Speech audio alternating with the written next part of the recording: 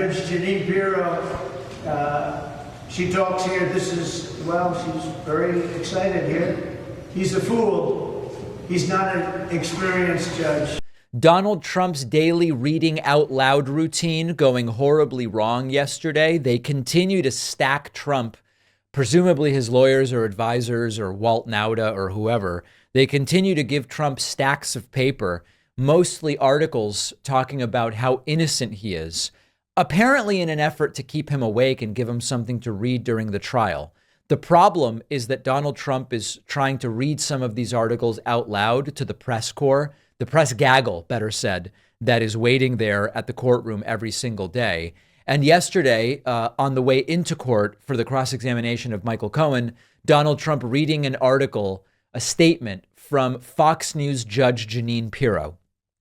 It won't surprise you to hear that Judge Jeanine thinks Trump is totally innocent. Take a listen to this. There's been no crime. Judge Jeanine Pirro, she talks here. She's very excited here.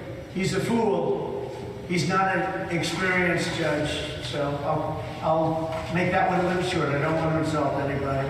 And as you all know, the great and unbiased legal scholar Jeanine Pirro attacking the judge, much like Donald Trump has been doing, almost like at a rally. Trump introduces the people that are there with him to the crowd. And yesterday he had former presidential candidate and multiple time guest on this show, Vivek Ramaswamy, there with him. He had Speaker of the House, MAGA Mike Johnson. He had Congressman Byron Donalds with him. So Trump introducing people almost like it's a rally. And Vivek is here right now so he can speak for himself. He said this is a sham trial. It's politically motivated. It's an assault on the leading candidate for U.S. president. I would expect he would say something good, actually, so I won't go through the rest, but he's here. He's going to talk to you. The Speaker of the House is here. We have Byron Donalds. Corey is here. We have a lot of great people here to talk to you. And they won't let them speak here. I guess they want to make it difficult for them to speak. So for some reason, I can speak here, but I'm the only one that's allowed. Okay. So we will actually hear a little bit later from Vivek Ramaswamy and his latest take on what's going on. And then lastly, Trump says, listen, my henchmen and my lapdogs are doing their jobs. He doesn't use those terms.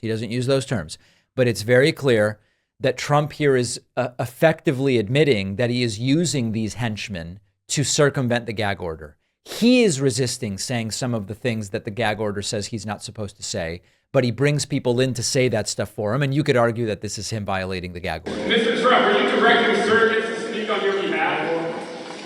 Mr. Trump, will you testify? I do have a lot of surrogates, and they are speaking very beautifully, and they come all from all over Washington, and they're highly respected, and they think this is the greatest scam they've ever seen.